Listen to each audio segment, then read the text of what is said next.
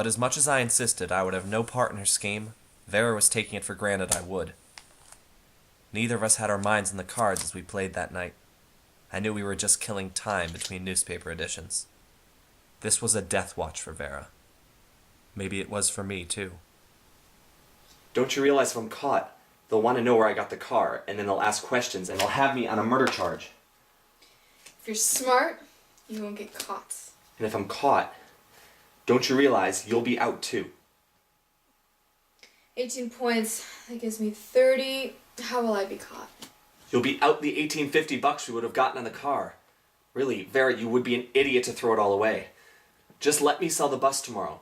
With the money it'll bring and what you've already got, a clever kid like you can run it up in no time. Then we'll both be in the clear. I'll be in the clear anyway. Maybe. But if I got caught, I'd be good and sore at you. You mean you'd squeal? No, not squeal exactly. Never mind what you meant. Even if you did tell the cops I was in on it with you, what could they do to me? Probably give me the same medicine they gave you. Yeah. A rope. But I'm on the way out anyway. All they'll be doing is rushing it. All right, but think of the $18.50 you'd lose. You'd kick yourself along the block if you let that get away from you. I'll take the chance. Want another drink? You're being a goon. That's how people wind up behind the 8-ball. They get some money, and then they go, and they become greedy, and they want some more. My. Caesar. Who? You know, the Roman general? He got his for being greedy. Wasn't satisfied, so the final windup was he took the count. A couple of days ago you didn't have a dime. Why, you were so broke you couldn't pay cash for a postage stamp. Now you almost have $700 and $18.50 more coming. Take my advice. Don't try for more. I'm tired of this game. Let's have some blackjack.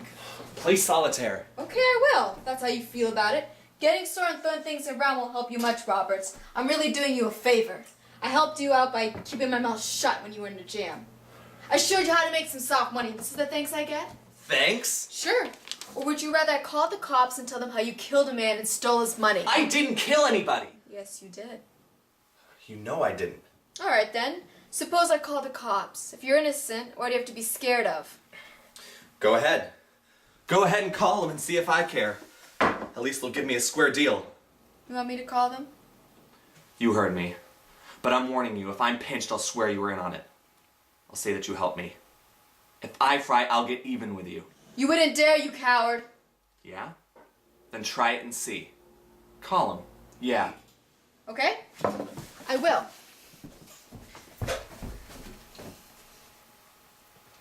Hello?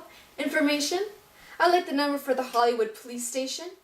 Okay, I got it. Thanks. Now wait a minute, Vera, you wouldn't do that. Oh, wouldn't I? I'll show you if I wouldn't. Take a minute. Let's talk this over. I have nothing. This was early in the evening, and the conversation, while hectic, was at least pitched low. But as the minutes passed and more obstacles to her plan popped into my head, the air got blue. Each word coming from our lips cracked like a whip. I reminded her that as Charles Haskell I didn't even know my mother's name, where I'd gone to school, the name of my best friend, whether I had an Aunt Emma or not, my religion, and if I'd ever owned a dog. I didn't even know what my middle initial stood for. I also pointed out that the real Haskell had a scar on his forearm. His people never saw the scar. He told me he ran away after putting out the kid's eye. Yeah, but his father knew he was cut. There'd be some kind of mark. So what? His milkman's dead, or soon will be dead anyway by tomorrow morning's papers. Just cut yourself a little. But for that kind of money, I'd let you cut off my leg. You're drunk and crazy mad, Vera. Turn me in, but I wouldn't get mixed up in this. Besides, how do we know? Haskell was such a phony. Maybe he wasn't the man's son at all. He just dreamed it all up. Dreaming or not dreaming, you're not going to be dreaming when the law taps you on the shoulder. I hear there's a nice little gas chamber waiting for you. Extradition there is always a cinch. Where's that phone? Vera! Vera! Leave me alone! Vera! Leave me alone! I want a phone call the police! Leave me alone! I hate you, you little shit! I'll let you go. You promised to leave the phone where it is. Right. You don't know what you're doing. You're drunk. You're hurting me! Do you promise? I promise you're hurting me. All right. All right. It is hot in here. Go open a window. It's not hot. Yes, it is. Now, do I do it or do you do it? You're no gentleman, see? All right. I'll go open a window. Vera! Vera!